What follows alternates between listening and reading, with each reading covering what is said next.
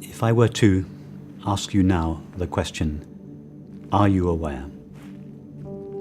You may pause, and then you would answer, yes. What happens between the question, are you aware, and the answer, yes? The only thing we know without a shadow of a doubt is that we are conscious.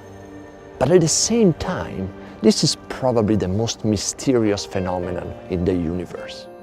Most people think that consciousness is something that we have, but consciousness is what we are. Perception, cognition, everything that we call reality evolves in consciousness. There cannot be any experience without there being consciousness. It's not something to be discovered, but really recognized.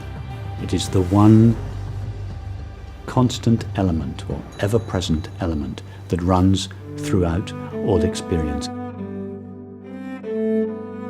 It can't be imagined, but it makes imagination possible.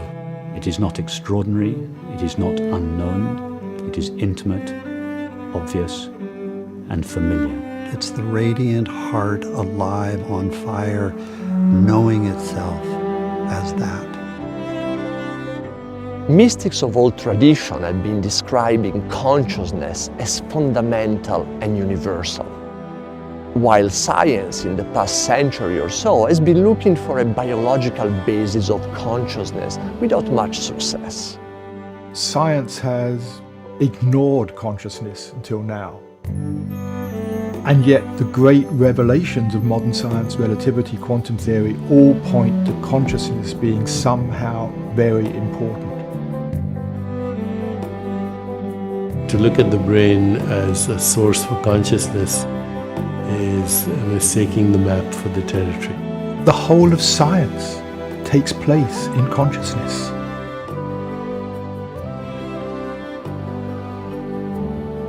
The Buddha predicted the infinite divisibility of any atom, ancient time, thousands of years before quantum, and he also predicted the infinite divisibility of consciousness. Science has ignored the problem of consciousness by calling it the hard problem. And this approach has led to the fragmented worldview we experience, with the political, social, and economical crisis we are facing today. The understanding of consciousness is crucial if we have to heal a planet that has social injustice, extinction of species, mechanized death. If we do not understand the inseparability of all existence in consciousness, and if we do not imbibe it at a very gut level, then the great mystery may say the human species was an interesting experiment, it didn't work.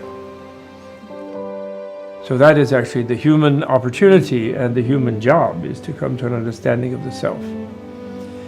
Even if you call that understanding the realization of selflessness. Maybe it's time for science to accept the discoveries of the mystics and consider consciousness as a fundamental block of reality like mass, time, space, and energy.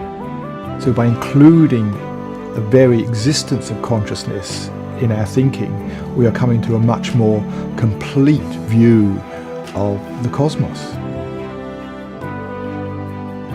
Understanding consciousness is the key to the universe, reality, and ourselves. And perhaps is the missing link to bridge science and spirituality. If we want to know what is true or real about the mind, the body, or the world, we first have to know the nature of the knowing with which they are known. As William Blake said, as a man is, so he sees. The world we perceive is made of consciousness. What we call matter is consciousness itself. Nisargadatta Maharaj.